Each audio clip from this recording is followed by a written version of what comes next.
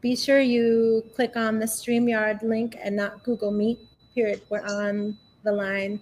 Looking forward to seeing you. Okay, great. Awesome. I just got off the phone conducting 2 little interviews myself for work. Oh yeah, same here. Just now. Like back So to back. it's a little busy in the household. About getting ready to head up to the vineyard in a little bit.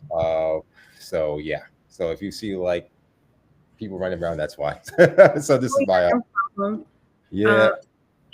No problem. Let's just, how much time he should be on shortly. He hasn't texted me back, but he's usually very punctual. He's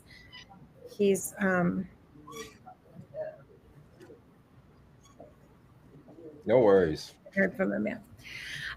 So yeah, I cannot wait. Oh my God, I keep seeing all the. It's going to be an incredible festival this year, and it's my first time going to a festival at Martha's Vineyard. Oh, he's asking to join. Needs to be admitted. Okay, I will. I should probably see that on my end, so I'll admit him in once I see it.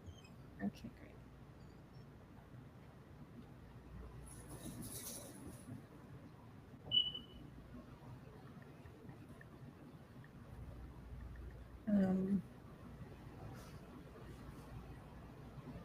And you are on StreamYard?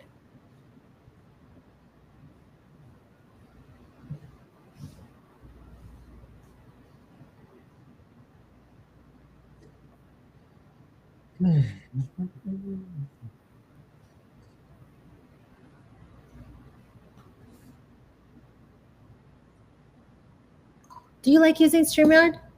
Like versus Riverside? I do. I don't really use Riverside. I only use Riverside for like editing and such, like when I'm trying to like shrink the file size of these interviews. But functionality wise, not too user friendly from my experience. So I typically use Zoom, but I've been having some issues with Zoom, and I'm not going to let them have them again because my Zoom cloud is overloaded, and I still have some content to basically put up from Tribeca Festival and everything else in between since then. So it's not it's being a little wonky and it's been glitching mid interviews, and I'm just using StreamYard as a backup. And I haven't used it in about a good year and a half, but it's never failed me when I needed it. Oh, that's great. That's good to know. Yeah, I do a bunch of corporate stuff, and they always have me use Riverside, and we have technical glitches all the time. He was on Google Meet by accident, so he's coming on. Yeah, it happens. Yeah.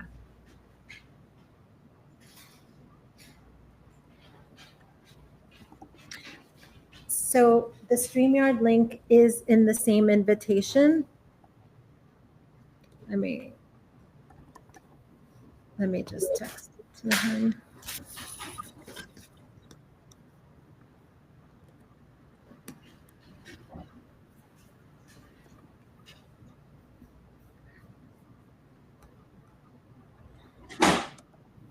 Is this your first time doing the festival circuit? I have a film. No, I have a documentary that was out a few years back, and we got into 13 festivals. So, but for Harlem to Harvard, this is our 3rd festival, but the best festival. But don't say that. Don't record one, because in the other ones, I'll feel bad for the other ones. But this is the most amazing festival so far, and I'm actually crossing our fingers that we get into the Harlem International Film Festival for obvious reasons. We're waiting to hear from them. Okay. Let's see. Gosh, it's not letting me share. Did you try, he's in the waiting room. Okay, I'll get him. Oh, great. Do you see him now? Hold on one second.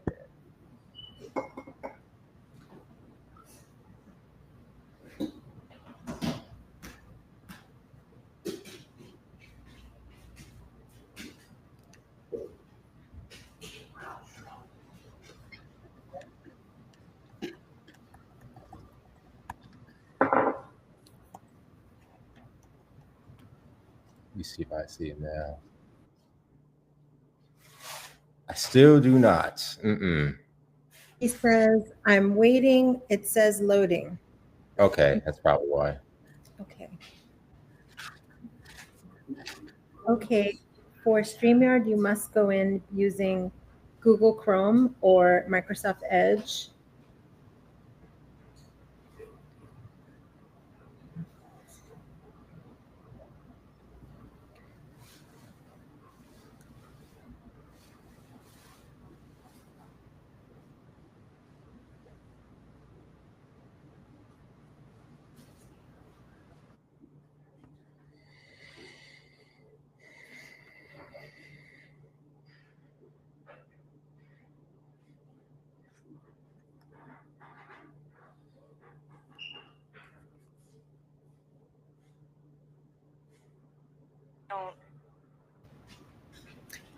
This just happened to me on the other interviews. Like we had Really? technical glitches. It's already going to get in.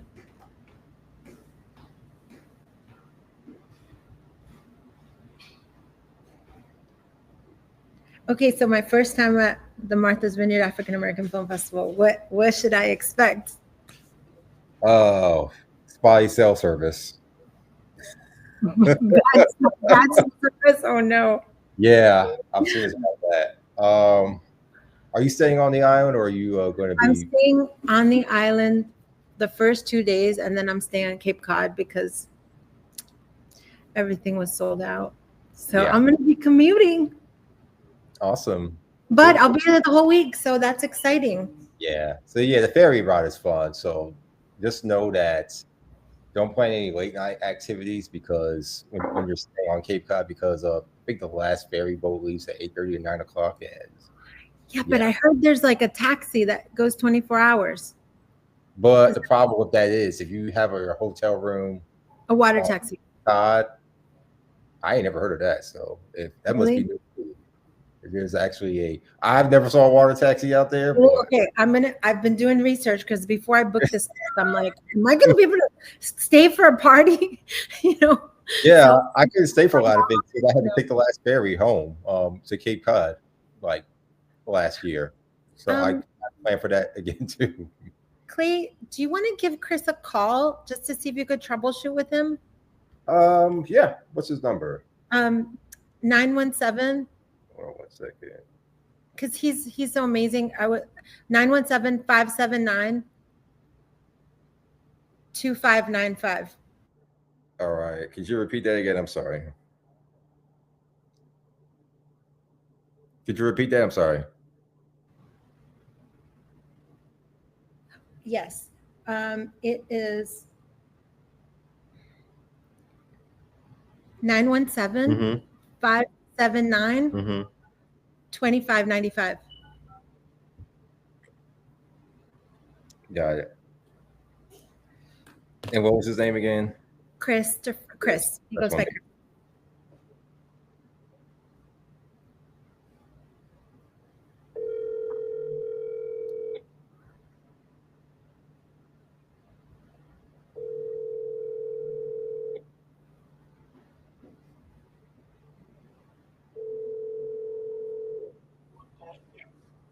Hello, is this Chris?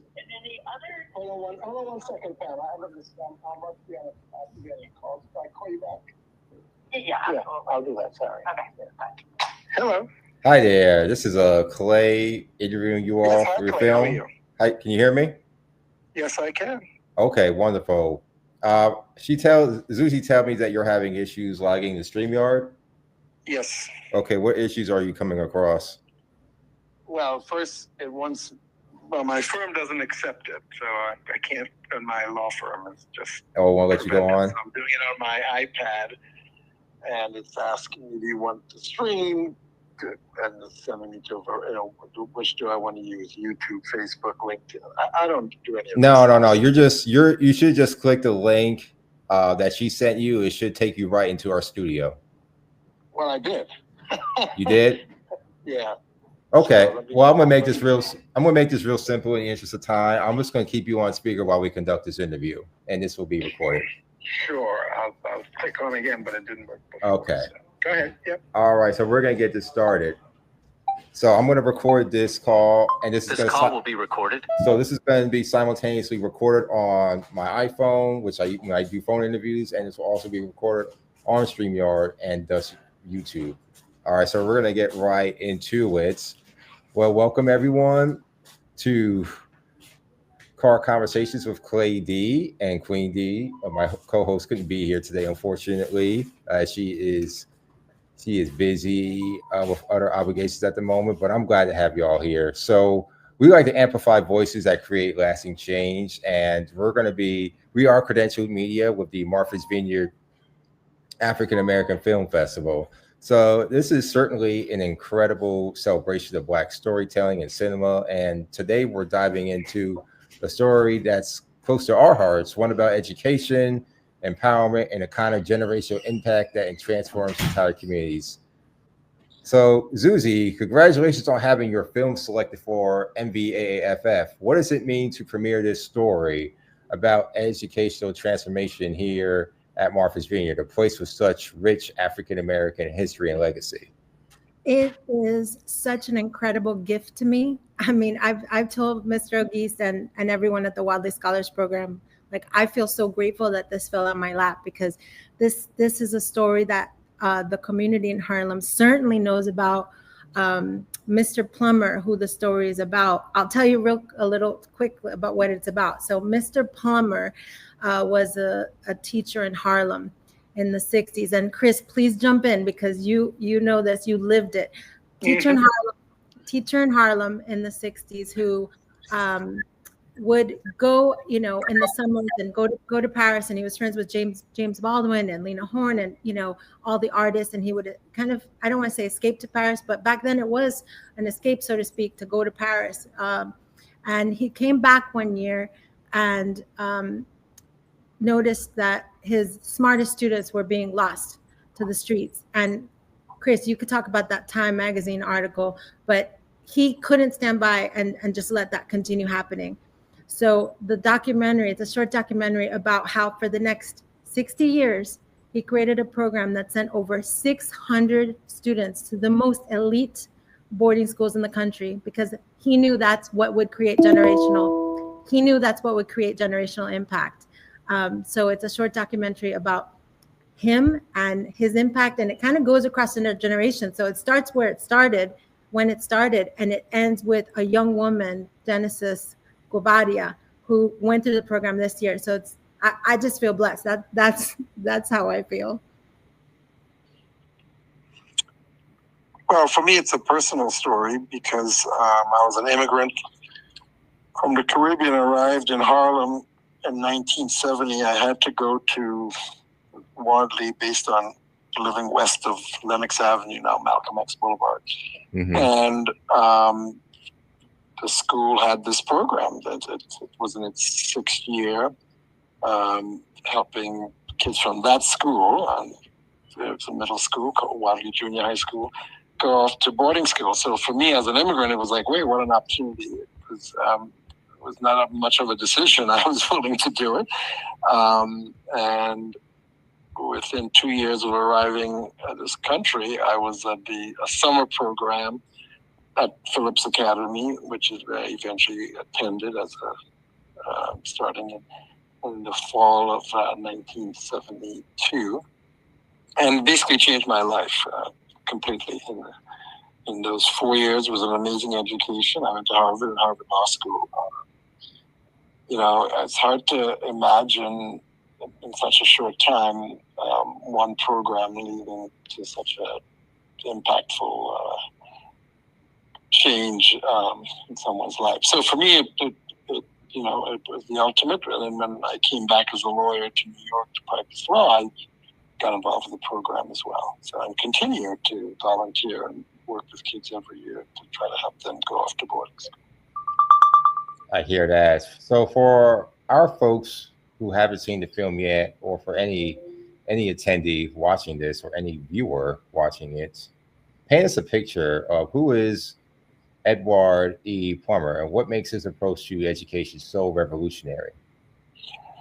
Well, the only program that existed at this time and sort of learned about was called A Better Chance, and which was a program to help kids in inner cities go to boarding school. And that had started a few years before, and you'd heard about it. And basically what he did was he replicated it in terms of, but limited to the junior high school where he taught, as well as we would apply through A Better Chance as well to sort of try to multiply our opportunities. So when what made it different, A Better Chance is an amazing program, but it really didn't have teaching and education and training to prepare you for boarding school. Mr. Plummer, in his own mind, came up with an approach. So we would stay at school 3 days a week after school, preparing for the test, because you have to take a test to get into boarding school called a secondary school aptitude test, the SSATs. And in addition, he wanted us to be prepared culturally when we went there. So he, in addition to the academic preparation, he would have us. He had friends on Broadway, people like Lena Horne and others, Cheetah Rivera, who were big supporters of what he wanted to do and was trying to do.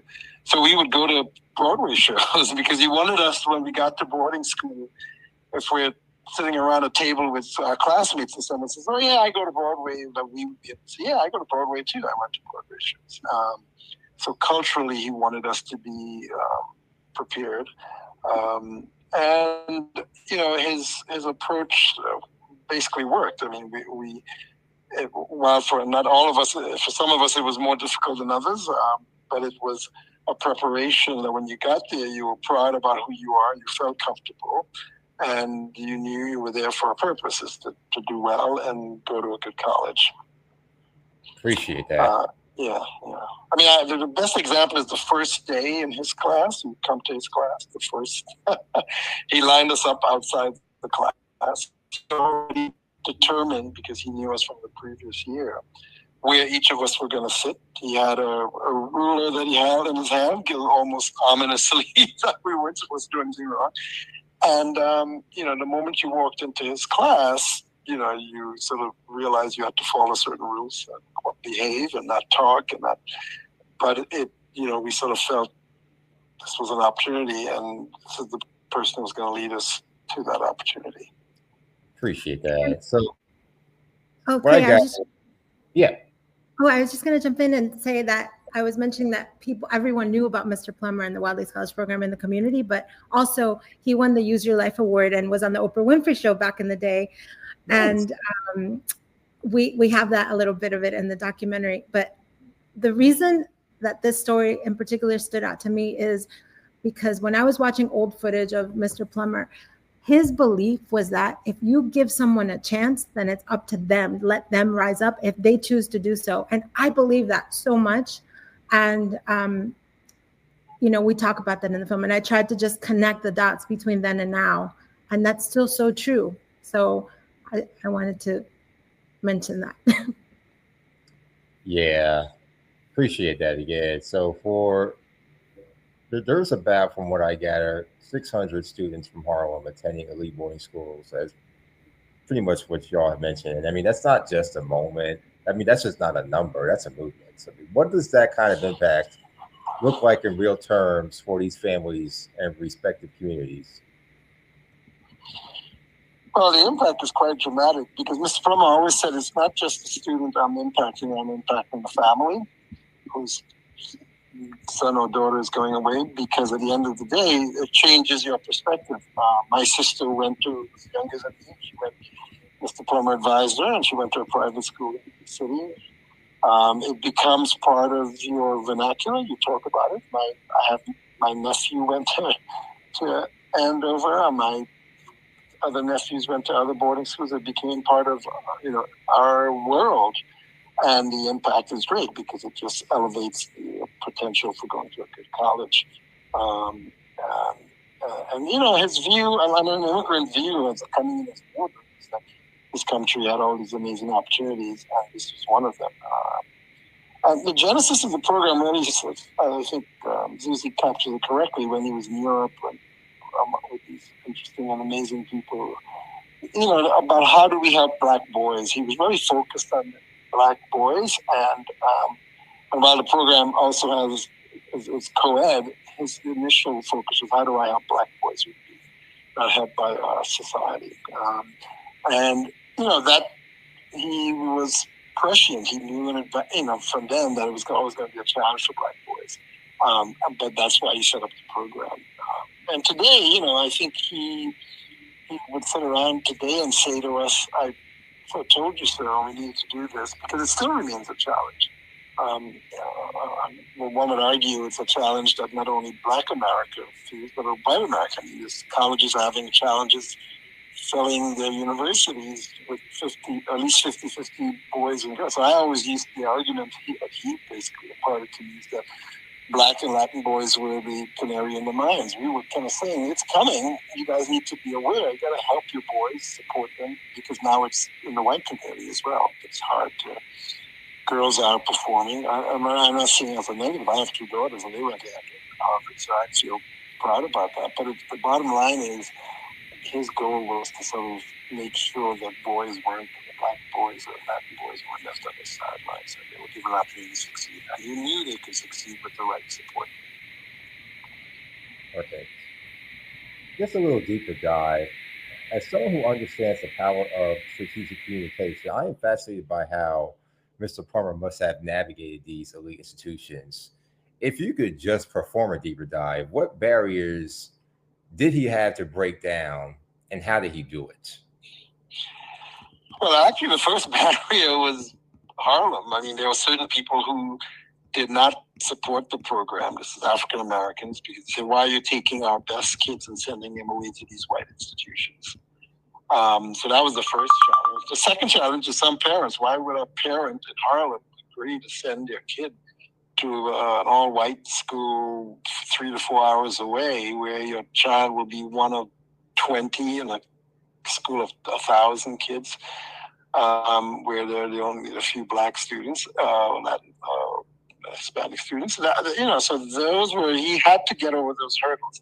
With respect to the schools, I think he understood wisely that, with Martin Luther King and the civil rights movement, some of these schools felt they had to do something, but they didn't know how to do it.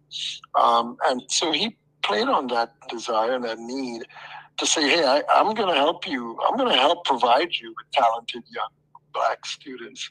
But you got to accept them and provide them a full scholarship. They can't afford to go to these schools.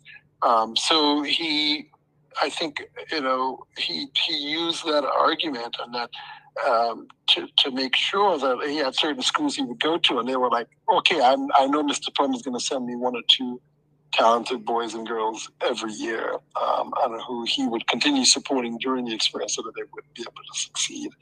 So it was a challenge all around, but also Mr. Plummer was, strategic in terms of getting the schools to buy in and say, hey, you've made a decision that these schools need to be integrated or have more students of color, and he utilized that to ensure that every year we would be placed at the right schools. Appreciate that again. Our audience with Car Conversations is primarily African American women. Most of the podcasts I produce, that's who our target demographics are. You're deeply invested in education and empowerment. What would you say Mr. Plummer's story teaches us about advocating for our children and communities? Well, I think the first thing he would say, and to the world, not just to the Black community, is that we have talented youth. He always says, you are the talented youth. I remember him vividly saying that. And that all these kids needed in his mind was support, training, and he did that in the 2 years or year or two that we worked with him. And when they got to boarding school, his view was you needed support. That you can't just say go into a high level math and think they would succeed. No, they came from a different background, and they needed support. So he understood that. So I think what the Black community understands is that our kids are talented, just as talented. They just haven't had the same sort of preparation. And the goal was for him was to prepare us, but also when we get there, we knew we'd have to work harder than the other kids because, the other kids have been going to private school even before getting to boarding school. And as long as the school provided support, that was going to enhance the achievements of the students. And, that's proven to be true. Because a lot of us succeeded and did well. But he never said to us what we should do with this education. He just wanted to give us the opportunity. So that was to kind of counteract the community statement of you're taking the best and the brightest and they'll never come back. hey, my colleagues who volunteer to the program, we still go to Harlem on Saturdays, to help the students there now. So that was never the case. We may not live in the community, but some of us do. My daughter lives in Harlem. His view was, I'm taking them away. I'm going to give them an opportunity to succeed, but they will, if they do the right thing, they will return and continue to support the community. So, so I think that's what the community should understand. At the end of the day, we want our kids to get the best education, succeed, and decide how they can best support, the others who remain in the community. And also, Clay, so I'm a Latinx mom who didn't go through the program, but met Mr. Ogis because he became a mentor to my son. And I was a single mom raised by my grandparents, so very similar to the amazing Black women that you do podcasts for, from my understanding. And one of the things from the parents' perspective is that a lot of the people that I interviewed are also afraid. Like, you're afraid to send your kids away, even if it's a great opportunity. So I'm going to speak for myself and say I needed to get over myself and realize that this child was driving this entire process and they wanted to go, and it will change his life. And it's been a, interesting first year. But I would say don't be afraid. The Wadley Scholars Program in particular has so much support and so many parents that have gone through it, because sometimes the opportunities are there, but we're bringing, some generational stuff with us that's holding our kids back to keep them safe or to just keep a watchful eye. And it was hard for me to let go. But it's so far it's worth it. And I know it's going to change his life, and it changes the lives of so many students. Yeah. Forgive me if I'm having you repeat any of yourselves in any respect, but the phrase generational impact is powerful. Generational impact. Hear me when I say this, when I ask this. Share a specific story from the film, if applicable. Again, if at the expense of you repeating yourself in any variation. Just share a specific story from the film that shows how one student's opportunity created ripples for their entire family. Chris, you've got to tell your own story. I mean, that's one of the reasons you're on that poster. That's Chris. Chris is actually the young man on the poster, and it's so inspiring. I tell people about your story all the time. So forgive me, but you got to tell your story. Yeah, I mean, Mr. Plummer said it, when you're in the class, you're not thinking about it, but he says it's going to impact you and your family and your current family and your future family. And, my participation in the program is a perfect example of the epitome of it, in a sense. So as I said, we arrived as a immigrant family from Trinidad. We lived in a walk-up tenement. We dealt with no heat and all the toughness, difficulties of the new arrivals as immigrants in this country. Andover, Mr. Plummer and the program and Andover changed my life. I went there. I was competitive. I succeeded, and I went to Harvard, as I said, in Harvard Law School. I came back to New York and worked in the program. But, now it impacted my family. My sister went to a Spence school on Mr. Plummer's guidance and to Harvard, and now she runs a program in Newark that does the same thing, impacting future other kids. My nephew and my daughters went to Andover because it became part of my world, and I wanted them to experience, and they made the decision to do it, and it had the same impact on them in terms of life changing. And each of my nephew and my daughters all went to Harvard. One is a pediatric. Nice. My nephew's a pediatric neurosurgeon. My daughter went to Harvard Architecture School. My other daughter is in medical school at University of Chicago. It changed my life completely. To the extent, and it happened in one generation. And I wanted my daughters to understand it. I took them to Harlem. I took them to the program to see, although they were going to private school at the time, I wanted them to understand what what this one program did in one generation. And they truly appreciated it. They understood what hard work meant. I remember my daughter looking at the building I lived in Harlem, says, "Why is it boarded up, Dad?" And I had to explain to her, maybe the owner couldn't afford the upkeep. I told her about the challenges we had when we lived there. I mean, there were periods when there was ice on the walls. We all slept in the same room to put the oven on to keep us warm. When the pipes broke and we walked 5 flights down to get water from the hydrant to bathe and to drink. It's when you think of those, when I think of those things, I don't fear anything. That's good. I like that spirit. Succeeding that. So, the impact of that program is so dramatic on every one of us. And I sit here, I don't think that everyone had to go to Harvard to be successful. No. The students that went through the program are doing amazing things, whether it's community service. Some of them are doctors, some of them are lawyers, some of them are just regular people helping others, having a good life and having options. That's the key to the program, is that Mr. Plummer gave us this opportunity and we chose how to apply it. And it's generational, as I said. My daughters indirectly or directly benefited from the program because they ended up going to Andover, so that's the impact of it. It's unparalleled in terms of any other sort of situation that can change one's life and a family's life within a generation.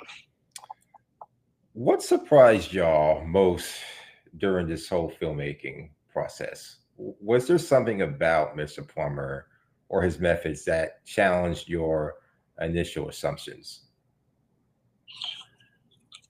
Well, a couple of things. One is his foresight. I mean, for someone sitting in Paris, he could have stayed in Paris and hung out and, hung out with James Baldwin and do his thing. But, it mattered to him, but the Black boys be saved. And so he had the foresight and to create the program with all the training and the stuff and the constant telling us we can do this and we have to, but also creating a system where we would come back and talk to the new students and, had these winter meetings and spring meetings so that we can keep the discussion and telling the younger kids that, hey, you can do this. Here I am, where I am today. Was, when you sit down and think back on it, I just marvel at the fact that he came up with this. And, I benefited from it. But if he didn't, I would have gone to Wadley and I would have been, I got into Stuyvesant High. I might have been okay and fine. But he came up with the structure, had the other teachers who helped him. We went to certain teachers only because they were all part of the program. And every day we were hearing the same support that you can do this, you're smart, you can be successful. And it was very competitive. So I say the thing that when we were filming and I thought back on Mr. Plum is a few things. One is his foresight, that he thought that this came up with this program and that it would work. It had never been done before other than A Better Chance. The other part is he thought about how well to prepare us. And then the third part is the support that he gave us constantly. I mean, my dad abandoned us. So he was a father figure. And I got to know him extremely well. He came to our home on Thanksgiving, Christmas, because he was a part of our family. And that's what makes it so unique, and that's why he was such an amazing person that I think about every day. And as I always say, nary a day goes by where I don't think about Mr. Plummer and the impact he had on my life. That's good. For me, if I may, Clay, just say that I was surprised by not only how relevant his vision is, like all the way back then to today. And Mr. Plummer passed away 10 years ago, but his words ring so true. And you'll see that.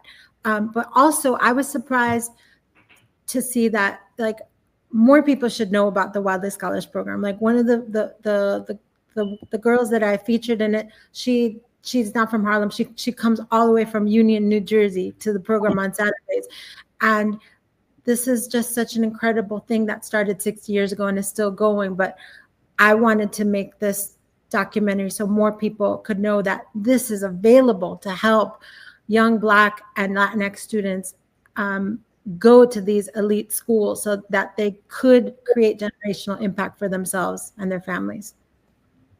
Perfect. Talk to me about the visual storytelling. How did you capture the essence of transformation? And what did you want viewers to feel, or what do you want them to feel as they're watching this and consuming it? Yeah, so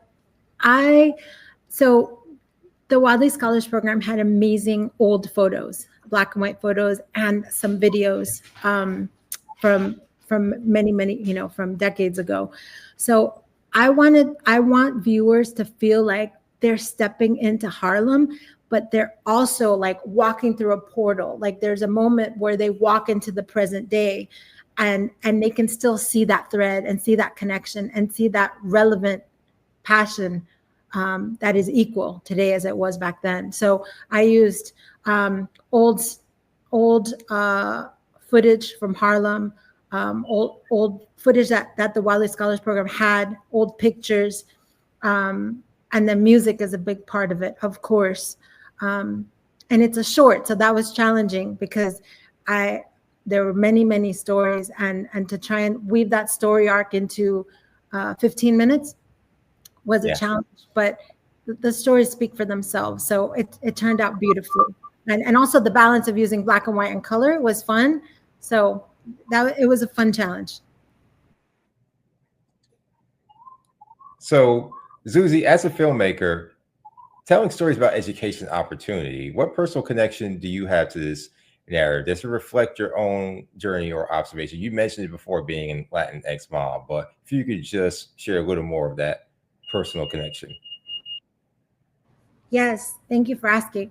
Yeah, my grandparents, they were immigrants. I was the first one born in this country, and my grandfather actually reminded me of Mr. Plummer. He passed a few years ago himself, but education was so important to him. Like, it was so important to him as of a few years ago, he was still telling me, you want to become a lawyer? I'll help you. Go back to school, go do this. He just felt like education was the absolute key to allowing people to achieve the American dream. So I related in that way. That's why I wanted to tell the story. And also, like I mentioned before, I believe that I believe in opening doors, and those doors need to be open because there's so much, not only passion and intellect and creativity that comes from students that might not have the chance. They might not have been exposed to it. And if you just open a door and introduce them to people, they're going to make a difference. They're going to make an impact that is different than anything that could have been created without them, because they're bringing this different perspective. So I am just grateful that I was able to bring this together and to be in the Martha's Vineyard African American Film Festival for all of those reasons. For our listeners who are educators, parents, and mentors themselves, what practical lessons can they take from Mr. Plummer's approach? If you could just integrate more of that personal connection aspect to it. I think it's his belief in his students and a purpose for their telling us daily that we have a reason that we exist and that we can have a positive impact on our society and also on our families. It was a constant, refrain is the way we heard it. And he also prepared us because he knew it was going to be difficult being a Black kid suddenly arriving at an institution of wealth and very few others like us. He prepared us to be strong, and in his mind, strong, and forget it, Du Bois, strong Black men. This is what you're going to become, but you're coming at it from a different perspective, not as an athlete or something, a musician. You're coming at it as someone who is academically well-trained, strong, and will have opportunities. So I when I think of being a teacher, if I were a teacher, I would follow that mantra. I would want my students to understand but there's an amazing world beyond Harlem. If we were in Harlem or wherever I was, or beyond the school walls, that I wanted to give them an opportunity to experience. And while it would be critically focused on academics, there are other things that come with it. But I would be saying, if I were a teacher, I would say, listen, you may be in this room and people may view you as not that smart or not great or not going to have a great future, but you can do it. But you got to work hard, you got to be determined, and you're going to be times you have to have a thick skin. People are going to say things, and you want to be able to deal with that because your goal is to succeed. And again, he never described success. I mean, success in his mind, I'm sure, was going to great colleges. I knew that's what he wanted us to all do. But in terms of success beyond that, he left that up to us because he knows each of us were different. And I don't. So that's what I would say speaking to educators: believe in your students, teach them to believe in themselves and improve their self-esteem, and tell them that they can go out and do well and compete. But they're going to have to work hard to do that.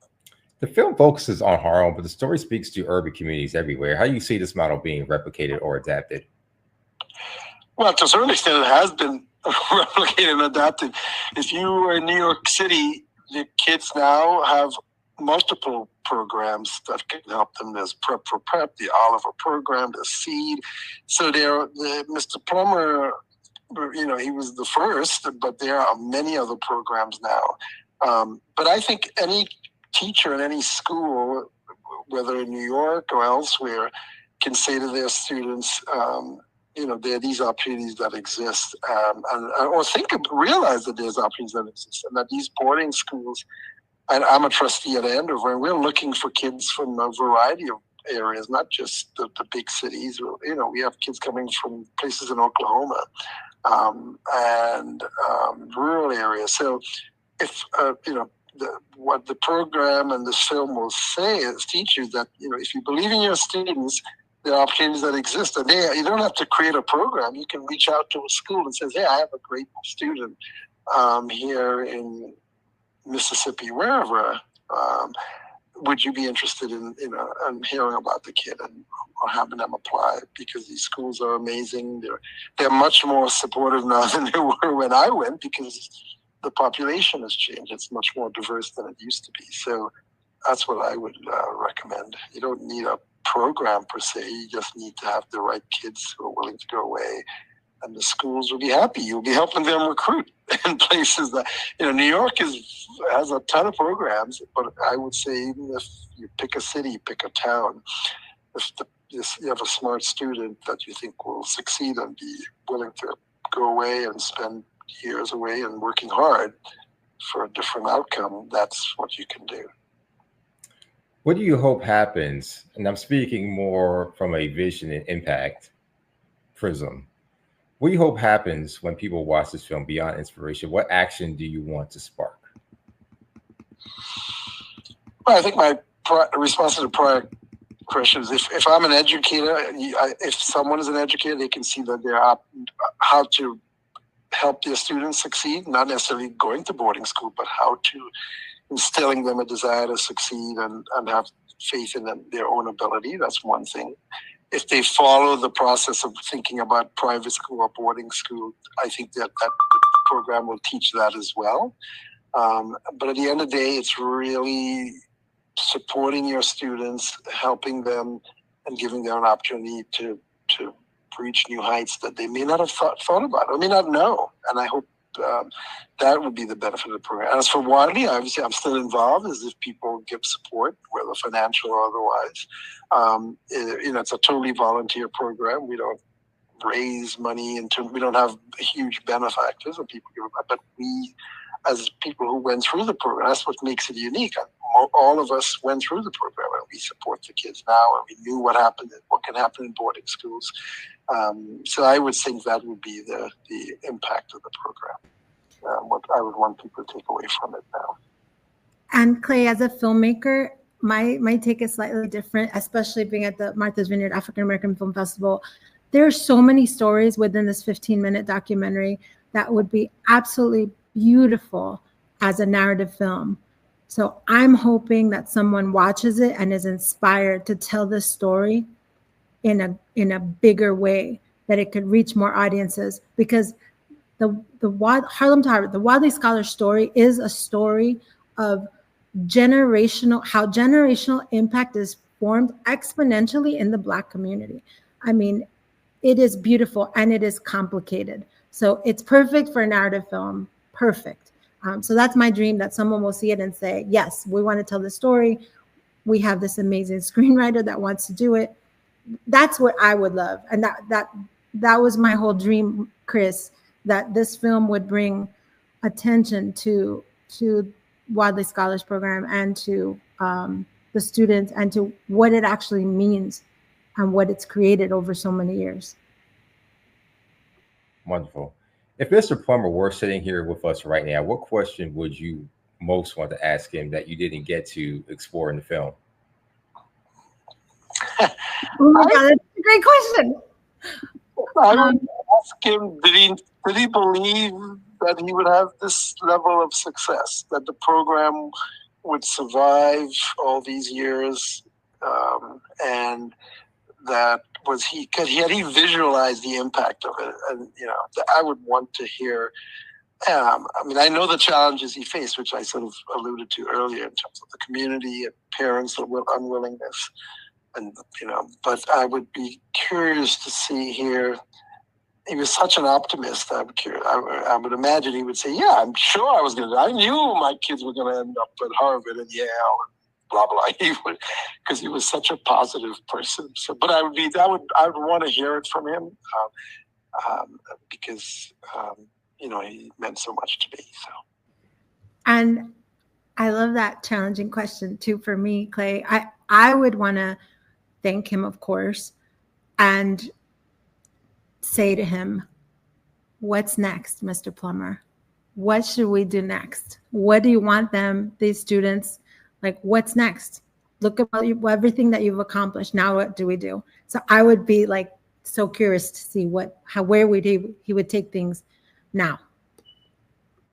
I agree with that for sure. It sounds like it. Now, looking at today's educational landscape, what would Mr. Plummer think about the current challenges and opportunities are facing students from underserved communities? I mean, whether it's in Harlem, whether it's in the Manhattan or any other 5 boroughs, or just anywhere in this country. He had strong views about that. He was not a supporter of charter schools.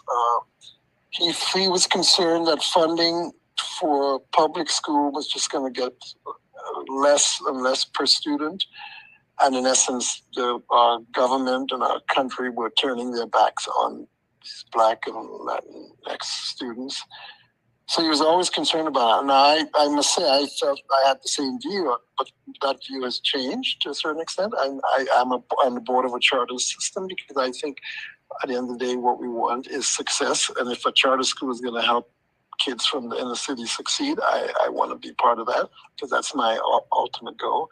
So he was really concerned that with the charter school system getting larger, that the public schools were just going to have very little funding, and those kids would just be left to fend for themselves in a sense. So that was his concern. Yeah, and I feel like and respectfully, of course, because I've never met him, but just by watching all his old footage, I feel like he would just remind people of the basics, like what he started and what he did up until when he passed away is still relevant today. So I would say, remember this foundation, because it is important and it is relevant. I think that's what's important. People forget the basics and the power in believing in someone, helping them believe in themselves, and giving them exposure to things that they don't have exposure to. Like, when part of the interviews, I went to one of their Saturday classes, and they were having they were presenting, so they were practicing presenting. It was Black History Month, so they were presenting on figures that were not common, figures that were unknown. And then the following month, they were going to have a debate class on, and I found this fascinating. The debate was going to be over, do we use the N-word in music or do we not? And they were segregating the kids into two camps. So these are powerful things that are not taught in regular schools.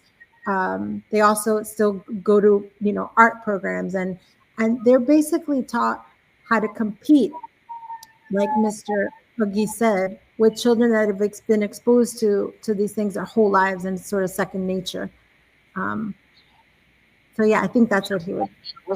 One of the things Mr. Plummer always said, that, and I go back to the point about he would actually say his program is even more necessary now than before, given what's happening. The Department of Education might be closed federally.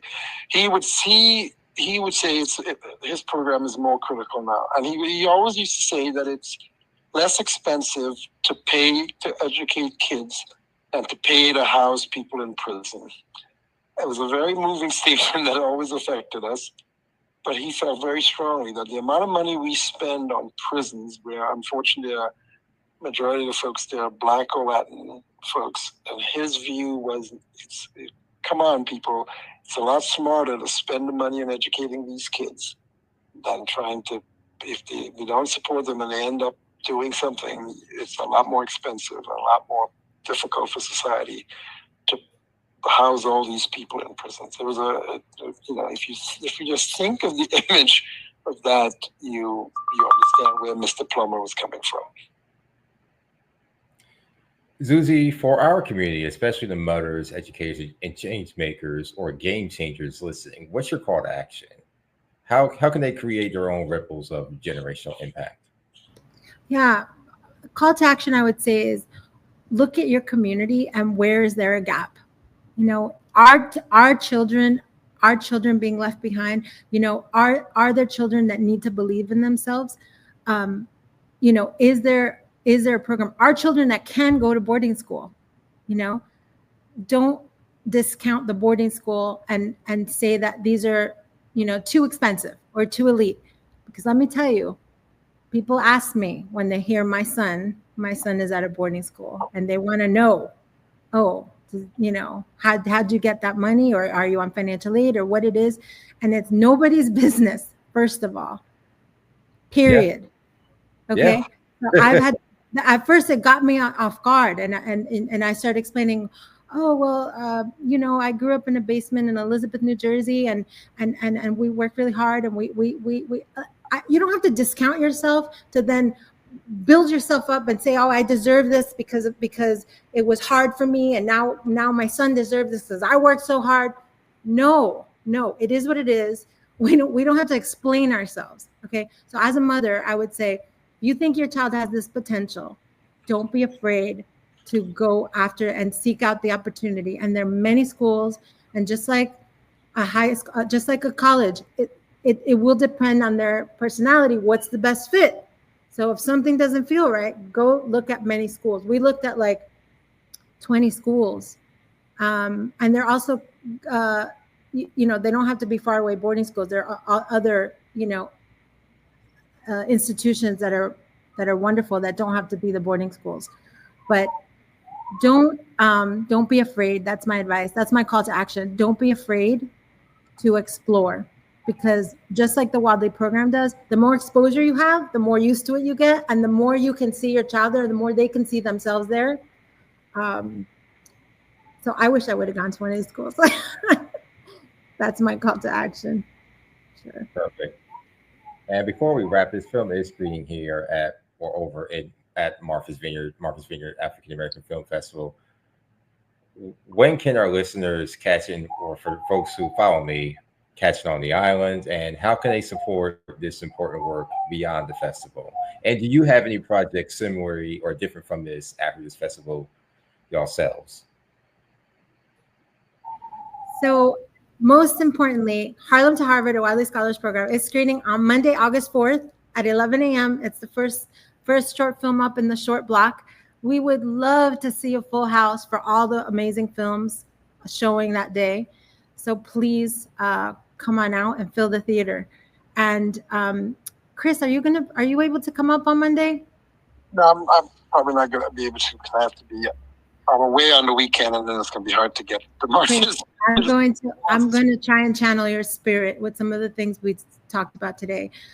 Genesis Gabadia, which is the young lady who was part of the program last year, she will be there with me, and maybe a couple other people from the program. But we'll definitely be there in person to answer questions and talk about the film.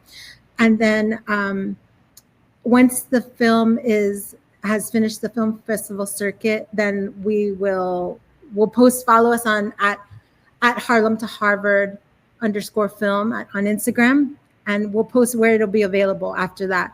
And yeah, I have other films that are on Amazon. There's one called Craving Cuba. It's about being first generation American. It's about being the duality of being bicultural and bilingual and what it means to become American.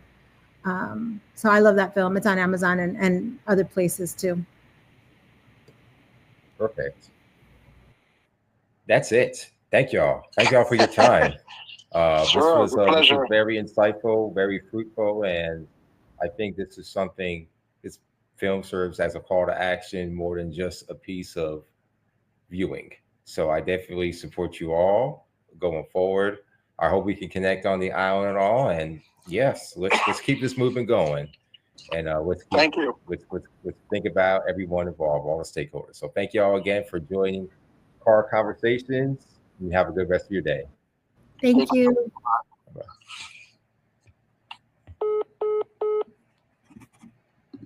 Are we okay to hang up now, Clay? Everything was good. Hey, I look forward to hopefully meeting you, seeing you. I'll stop if I see you and be like, hey. Sure. How long will you be there? I'll be there till Saturday. I'll be at the director's brunch next Saturday. So I'll be there the whole week. Okay, so you'll be there up until the 9th? Yes. So okay. Yeah, if you think of anything that might be cool for me to just instant message me. Sure, you bet. Yeah, let me know about that water taxi. That might be a game. I promise. I looked it up and I went on their website and it says we're open 24 hours and it's like $20. So totally worth it. Thanks. I'll let you know. Are you staying on the Cape or where are you staying? I'm going to stay on the Cape, on Cape Cod the whole time. Okay. I will let you know. Okay. All right. Thank you very much. Bye. Bye-bye.